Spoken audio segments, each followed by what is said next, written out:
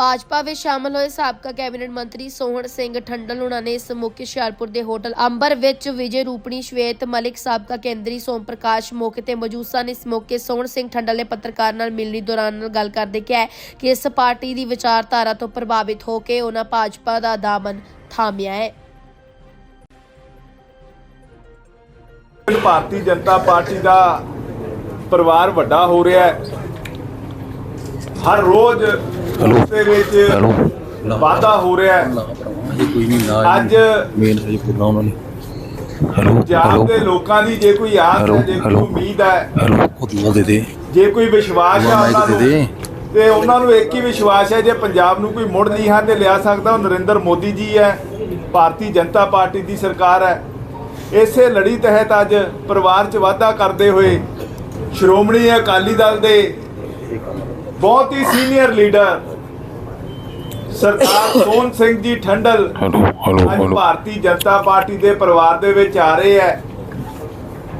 4 बार लगातार ਚੱਬੇਵਾਲ हल्के तो 1997 तो लैके 2017 तक लगातार MLA रहे हैं। लगातार 20 साल 2 बार सरकारां दे विच वजीर रहे हैं, एक बार चीफ पार्लियामेंट्री सैकटरी रहे हैं। ਚੱਬੇਵਾਲ हल्के तो 6 विधान सभा के इलैक्शन कंटेस्ट किए हैं। इन्होंने पिछली यार का पार्लीमेंट का इलैक्शन भी श्रोमणी अकाली दल वल्लों कंटेस्ट किया है। सो इस हल्के दे नाल परिवार की तरह विचर रहे हैं।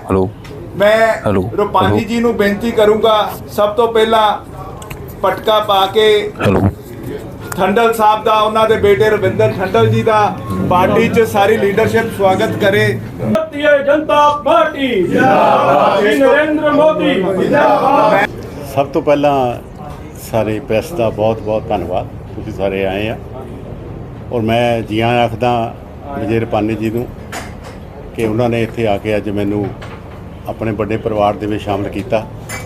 उन्होंने नाल सारे जिहड़े साडे इत्थों दे इंचार्ज ने मलिक जी, परमिंदर बराड़ जी, सोम प्रकाश जी, तीक्ष्ण सूद जी, बीबी जोश जी, जिन्हें भी बीजेपी के सीनियर लीडर आ, उन्होंने सारिਆਂ ਦਾ मैं धन्यवाद भी करदा, क्योंकि लंबे समय तो बेशक मेरी पार्टी श्रोमणी अकाली दल सी, बीजेपी और श्रोमणी अकाली दल ने असीं इकट्ठियां काम कीता ते सारिਆਂ नाल चंगी परिवारक साਂਝ ਜਿਹੜੀ ਆ वो रखी आ।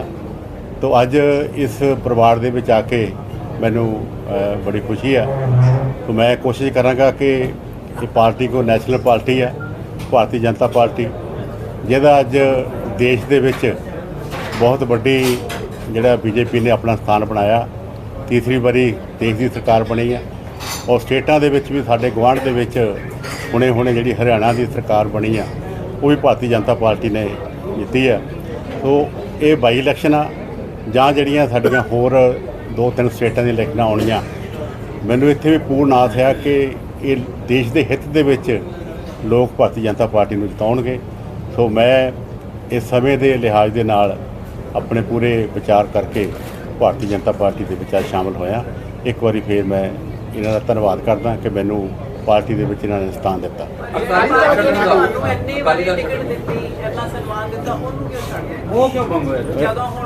एक एक करके पुछ लो, मैनूं कोई देखो, मेरी बेनती यह है कि मेरा श्रोमणी अकाली दल नाल कोई गिला नहीं, ना मैं किसी कारण करके उन्होंने विचों आया। जो हालात बने अज जे तरीके नाल किसी कारण करके भी श्रोमणी अकाली दल नूं चोणां तो लांभे रखने की कोशिश की जा रही है, एक तो वो बड़ा कारण है। दूसरा कारण है जो हल्का ਚੱਬੇਵਾਲ की पिछन है, जो कुछ वो देखण नूं आ रहा, जिवें अज सारियां पार्टियां जिहड़ियां आ अज तक मैं ये गल कह सकदा भी बीजेपी, BSP, उहदे नाल नाल श्रोमणी अकाली दल, इन्हां पार्टियां की हाल तक इलैक्शन दे विच शमूलीयत ही नहीं हो रही। तो सिर्फ सिंगल मैन शो जिहड़ा वो उभर के आ रहा। एक उम्मीदवार जो कांग्रेस ने दिता भी है वो भी जिहड़ा उधरों लैके आके BSP चों दिता, तो यह मतलब 92 जिहड़ा बिना मुकाबला चोण होण जा रही है ਚੱਬੇਵਾਲ दे विच। इस करके और जो ਚੱਬੇਵਾਲ ਦਾ हाल है जिस तरीके दे नाल जो डॉक्टर राजकुमार नाल थोड़ा समा पहला पार्लीमेंट वेले होया सी, वो बेचारे संधू नाल हो गया, उन्होंने अंदर वाड़ दिता, धक्के नाल अंदर वाड़ दिता गया। ये जिहड़ा जुर्म तशद्दद हैगा उहदे लई ਮੇਰੀ ਇਹ ਮਨ ਦੀ ਇੱਛਾ ਆ ਕਿ ਆਪਾਂ ਨੂੰ ਮੁਕਾਬਲਾ ਕਰਨਾ ਚਾਹੀਦਾ। ਔਰ ਚੱਬੇਵਾਲ ਦੇ ਹਲਕੇ ਨੇ ਮੈਨੂੰ 20 ਸਾਲ ਲਗਾਤਾਰ ਮਾਣ ਸਨਮਾਨ ਦਿੱਤਾ। ਉਹਦੇ ਵਿੱਚ ਜਿਸ ਤਰੀਕੇ ਦੇ ਨਾਲ ਅੱਜ ਲੋਕਾਂ ਨਾਲ ਧੱਕਾ ਹੋ ਰਿਹਾ, ਪੰਚਾਇਤਾਂ ਵਿੱਚ ਧੱਕਾ ਹੋਇਆ, ਜਾਂ ਜੋ ਉੱਥੇ ਨਸ਼ੇ ਦੀ ਜਿਹੜੀ ਜ਼ਿਆਦਾ ਵੱਡੀ बढ़त ਹੋਈ ਆ, ਇਹ ਕੁਝ ਮਸਲੇ ਇਹੋ ਜਿਹੇ ਹੈਗੇ ਆ ਜਿਹੜੇ ਮੈਂ ਮਹਿਸੂਸ ਕਰਦਾ ਕਿ ਉਹਨਾਂ ਨੂੰ ਠੱਲ ਪਾਉਣ ਵਾਸਤੇ ਸਾਨੂੰ ਉਹਨਾਂ ਤਾਕਤਾਂ ਦਾ ਮੁਕਾਬਲਾ ਕਰਨਾ ਚਾਹੀਦਾ। ਮੈਂ ਇਸੇ ਕਰਕੇ ਜਿਹੜਾ ਆ ਉਹ ਇਸ ਪਾਸੇ ਆਇਆ।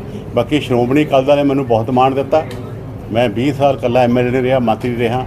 ਅੱਜ ਮੈਂ ਕੋਰ ਕਮੇਟੀ ਦਾ ਵੀ ਮੈਂਬਰ ਉੱਥੇ ਰਿਹਾ, ਦੂਜੇ ਦੇ ਵਿੱਚ ਪਾਰਟੀ ਦੇ ਵਿੱਚ।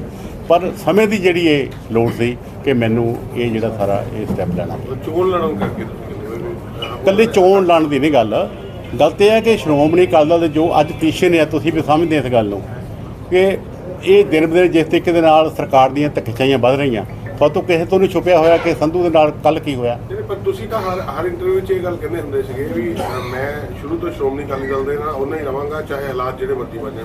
ਜੇ ਹੁਣ ਵੀ ਸ਼੍ਰੋਮਣੀ ਅਕਾਲੀ ਦਲ ਇਲੈਕਸ਼ਨ ਲੜਦਾ ਤੇ ਸ਼ਾਇਦ ਇਹ ਹਾਲਾਤ ਇਵੇਂ ਰਹਿੰਦੇ। ਸ਼ਾਮ ਤੱਕ ਇੱਕ ਵਾਰੀ ਹੋਰ ਨਵਾਂ ਫੈਸਲਾ ਵੀ ਆ ਸਕਦਾ ਸਰ। ਨਹੀਂ, ਮੈਨੂੰ ਪਤਾ, ਮੈਂ ਉਹਨਾਂ ਕਮੇਟੀਆਂ ਦਾ ਮੈਂਬਰ ਹਾਂ। ਡਾਕਟਰ ਸਾਹਿਬ, ਅਕਾਲੀ ਦਲ ਦੇ ਇਸ ਹਾਲਾਤ ਲਈ ਕੌਣ ਜ਼ਿੰਮੇਵਾਰ ਹੈ? ਇਹ ਤੇ ਹੁਣ ਸਾਰੀਆਂ ਲੰਬੀਆਂ ਚੌੜੀਆਂ ਗੱਲਾਂ ਹੁੰਦੀਆਂ, ਕੌਣ ਇੱਕ ਦਿਨ ਤਾਂ ਹੋਈ ਨਹੀਂ ਗੱਲ।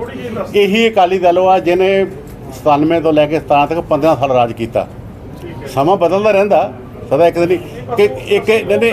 ਦੇਖੋ ਮੇਰੀ ਗੱਲ ਸੁਣੋ, ਇੱਕ ਇਹੋ ਜਿਹਾ ਸਮਾਂ ਵੀ ਸੀਗਾ ਕਿ ਦੇਸ਼ ਦੇ ਵਿੱਚੋਂ ਕਾਂਗਰਸ ਜਿਹੜੀ ਆ ਉਹ ਵੀ ਹਰ ਕੇ ਪਿੱਛੇ ਚਲੀ ਗਈ ਸੀ, ਬਹਿ ਗਈ ਸੀ, ਅੱਜ ਵੀ ਪਿੱਛੇ ਚਲੀ ਗਈ। ਪਰ ਹੌਲੀ ਹੌਲੀ ਕਈ ਵਾਰੀ ਕੋਈ ਥੱਲੇ ਉੱਪਰ ਨੂੰ ਆ ਜਾਂਦਾ, ਕਈ ਉੱਪਰ ਥੱਲੇ ਨੂੰ ਚਲੇ ਜਾਂਦਾ। ਜਿਵੇਂ ਅਕਾਲੀ ਦਲ ਸੁਧਾਰ ਲਹਿਰ ਕਹਿ ਰਹੀ ਆ ਕਿ ਸੁਖਬੀਰ ਸਿੰਘ ਬਾਦਲ ਜ਼ਿੰਮੇਵਾਰ ਹੈ, ਕੀ ਲੱਗਦਾ ਤੁਹਾਨੂੰ? ਦੇਖੋ, ਉਹ ਜਦੋਂ ਸੁਧਾਰ ਲਹਿਰ ਦੇ ਜਿਹੜੇ ਮੈਂਬਰ ਆ ਉਹ ਕਿੱਥੋਂ ਆਏ ਆ? ਉਹ ਸ਼੍ਰੋਮਣੀ ਅਕਾਲੀ ਦਲ ਦਾ ਪਾਰਟ ਨਹੀਂ ਰਹੇ, ਉਹ ਇਹਨਾਂ ਨੇ ਉਹ MLA ਰਹੇ, ਉਹ MP ਰਹੇ, ਉਹ ਵੱਖ-ਵੱਖ ਅਹੁਦਿਆਂ ਤੇ ਰਹੇ, ਉਹ SGPC ਦੇ ਪ੍ਰਧਾਨ ਰਹੇ। ਉਹਨਾਂ ਦੇ ਹੁਣ ਦੇਖੋ ਆਪ ਸੇੜੀ ਗੱਲ, ਉਹਨਾਂ ਨੂੰ ਵੀ ਨਹੀਂ ਪਤਾ ਸੀ ਕਿ ਇਹ ਅਸੀਂ ਜਿਹੜੇ ਕਦਮ ਲੈਣ ਲੱਗੇ ਆ, ਆਹ ਬੈਲ ਮੁਝੇ ਮਾਰ ਵਾਲੀ ਗੱਲ ਜਾ ਕੇ ਅਕਾਲ ਤਖਤ ਤੇ ਕਹਿਣਾ ਅਸੀਂ ਦੋਸ਼ੀ ਹਾਂ ਜੀ, ਸਾਨੂੰ ਸਜ਼ਾ ਦਿਓ। ਇਹੀ ਲਿਖ ਕੇ ਦਿੱਤਾ ਨਾ ਕਿ ਅਸੀਂ ਦੋਸ਼ੀ ਹਾਂ, ਕਸੂਰਵਾਰ ਹਾਂ, ਸਾਨੂੰ ਸਜ਼ਾ ਦਿਓ। ਪਰ ਸਭ ਤੋਂ ਵੱਡਾ ਕਸੂਰਵਾਰ ਸੁਖਬੀਰ ਸਿੰਘ ਬਾਦਲ ਆ। ਇਹ ਮਤਲਬ ਅੱਜ ਜੇ ਸੁਖਬੀਰ ਸਿੰਘ ਬਾਦਲ ਨੂੰ ਰੋਕਿਆ ਜਾ ਰਿਹਾ ਤਾਂ ਇਹਨਾਂ 'ਤੇ ਉਹ ਗੱਲ ਲਾਗੂ ਨਹੀਂ ਹੁੰਦੀ। ਇਸ ਕਰਕੇ ਬਹੁਤ ਸਾਰੀਆਂ ਗੱਲਾਂ ਨੇ ਅਕਾਲੀ ਦਲ ਦਾ। ਮੇਰਾ ਜਿਹੜਾ ਮਨ ਦਿਲੋਂ ਮੈਂ ਰਿਸਪੈਕਟ ਹਮੇਸ਼ਾ ਅਕਾਲੀ ਦਲ ਦੀ ਵੀ, ਬਾਦਲ ਫੈਮਿਲੀ ਦੀ ਕਰਦਾ ਰਿਹਾ, ਉਹ ਗਾਹਾਂ ਵੀ ਕਰਾਂਗਾ। ਮੇਰੇ ਵਿੱਚ ਉਹਨਾਂ ਨਾਲ ਕਿਸੇ ਨਾਲ ਕੋਈ ਲੜਾਈ ਨਹੀਂ, ਕੋਈ ਦੁਸ਼ਮਣੀ ਨਹੀਂ। ਪਰ ਜੋ ਹਾਲਾਤ ਜਿਹੜੇ ਆ ਉਹ ਹਾਲਾਤ ਇਹ ਜ਼ਰੂਰ ਸੀਗੇ ਵੀ ਸਾਨੂੰ ਇਹੋ ਜਿਹਾ ਇੱਥੇ ਚੱਬੇਵਾਲ ਹਲਕੇ ਵਾਸਤੇ ਕੋਈ ਨਾ ਕੋਈ ਕਦਮ ਚੁੱਕਣਾ ਚਾਹੀਦਾ। ਅਦਰਵਾਈਜ਼ ਤੇ ਚੱਬੇਵਾਲ ਦਾ ਬਹੁਤ ਵੱਡਾ ਨੁਕਸਾਨ ਜਿਹੜਾ ਉਹ ਹੋ ਰਿਹਾ। ਬੀਜੇਪੀ ਤੁਹਾਨੂੰ ਟਿਕਟ ਨਹੀਂ ਦਿੰਦੀ, ਫਿਰ ਤੁਸੀਂ ਰਹੋਗੇ ਕਿ ਫਿਰ ਬੈਕ ਮਾਰ ਜਾਓਗੇ? ਮੈਂ 40 ਸਾਲ ਇੱਕ ਪਾਰਟੀ 'ਚ ਲਗਾਤਾਰ ਕੰਮ ਕੀਤਾ, ਠੰਡਰ ਕਦੇ ਇੱਧਰ ਉੱਧਰ ਨਹੀਂ ਹੋਇਆ। ਜੇ ਅੱਜ ਹੋਇਆ ਤਾਂ बड़ा सोच विचार कर। आदरणीय सोहन सिंह टंडल जी का भारतीय जनता पार्टी में बहुत बहुत स्वागत करता हूं और मुझे पूरा विश्वास है कि उनको उनके आने से भारतीय जनता पार्टी और मजबूती से पंजाब में आगे बढ़ेगी। वो जिस तरीके से परविंदर ने पूरा परिचय दिया, पंजाब के सार्वजनिक जीवन में उनका काफ़ी योगदान भी रहा है और पंजाब की जनता के लिए उन्होंने पूरा जीवन पर्यंत समर्पित भाव से काम भी किया है। आज भारतीय जनता पार्टी पंजाब के लिए खुशी का दिन है कि उनका भारतीय जनता पार्टी में शामिल होने का निर्णय और पार्टी ने आज उनको शामिल भी किया है। इससे पंजाब भारतीय जनता पार्टी और आगे बढ़ेगी। इस बार 4 विधानसभा की जो बाई इलेक्शन है, भारतीय जनता पार्टी ने पूरी गंभीरता से इस चुनाव को लिया है और इसके ही कारण भारतीय जनता पार्टी ने हमारे चारों विधानसभा पर सीनियर लीडर को चुनाव लड़ने के लिए मैदान में उतारा है। 3 सीट घोषित हो गई है और 1 सीट आज घोषित हो जाएगी और चारों सीट पर सीनियर लोग चुनाव लड़ेंगे। वैसे भारतीय जनता पार्टी ने अकेले लड़ने का जो निर्णय किया है, अब सबको पता है कि पिछले लोकसभा के चुनाव में, इसके पहले 22 की विधानसभा के चुनाव में हमें 6% वोट मिला था और इस बार लोकसभा के चुनाव में 19% वोट भारतीय जनता पार्टी को मिला है। वैसे 3 सीट, फिरोजपुर 10,000 वोट से हम सिर्फ हार गए, पटियाला 15,000 वोट से आ रहे थे और लुधियाना 20,000 वोट से आ रहे थे। यानी कि अच्छा प्रदर्शन अकेले लड़ने के बाद भारतीय जनता पार्टी का रहा है। Vote share Bharatiya Janata party का बढ़ रहा है और मुझे पूरा विश्वास है कि ये चारों 4 विधानसभा चुनाव हम अच्छी मजबूती से चुनाव जीतेंगे। हरियाणा के चुनाव के नतीजे के बाद पंजाब में भी काफ़ी भारतीय जनता पार्टी के प्रति विश्वास, अपेक्षा भी है जनता की और वातावरण भी बना है कि हरियाणा के चुनाव के जो नतीजे आए हैं ऐसे ही इस चुनाव का नतीजा आएगा।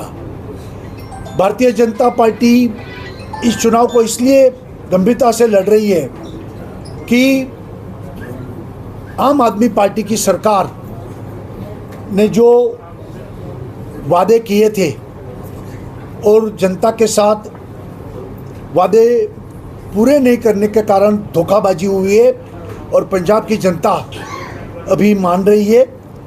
सभी क्षेत्रों में, सभी वर्गों में काफ़ी अनरेस्ट भी है, काफ़ी निराशा भी है और ये चुनाव आम आदमी पार्टी के लिए चेतावनी का चुनाव बने और इस चुनाव में भारतीय जनता पार्टी के प्रत्याशी विजय प्राप्त करेंगे और पंजाब की जनता का आदेश ये आम आदमी पार्टी की सरकार को चेतावनी के रूप में और रुझाव के रूप में, क्योंकि भ्रष्टाचार काफ़ी बढ़ रहा है, लॉ एंड ऑर्डर की सिचुएशन भी ख़राब हो गई है, किसान भी काफ़ी परेशान है और पंजाब का हालत दिन प्रतिदिन बिगड़ती जा रही है। तो इसके सामने एक बड़ा रोष भी जनता में है और इस चुनाव में उनका जो रिएक्शन होगा, मुझे लगता है कि ये चुनाव आम आदमी पार्टी के रुक जाओ और सरकार जिस तरीके से काम कर रही है उसके खिलाफ ये चुनाव का नतीजा आने वाला है और भारतीय जनता पार्टी इसलिए इस गंभीरता से चुनाव को लड़ रही है और पंजाब में मोदी जी के नेतृत्व में ही भारतीय जनता पार्टी पंजाब को तरक्की में आगे बढ़ा सकती है। ये आज आम जनता मान रही है और एक ही विकल्प भारतीय जनता पार्टी ही रहेगा, ऐसा हमें पूरा विश्वास है और इस चुनाव में भारतीय जनता पार्टी आगे बढ़ रही है। इनका फॉर्मली अनाउंस भी कर दो कैंडिडेट। अभी तो आज ज्वाइनिंग है, अनाउंसमेंट तो दिल्ली से होगा, हमारी सेंट्रल चुनाव समिति उसकी अनाउंसमेंट करेगी। और लोकल आपको जो लोकल लीडरशिप थी बीजेपी की, उसमें से आपको कोई कैंडिडेट नहीं, लोकल लीडरशिप ने ही सबको बताया है, सबने साथ मिलकर कि इस बार चुनाव हम लड़ेंगे तो सबको साथ में लेकर चलेंगे और भारतीय जनता पार्टी का विस्तार बढ़ाएंगे।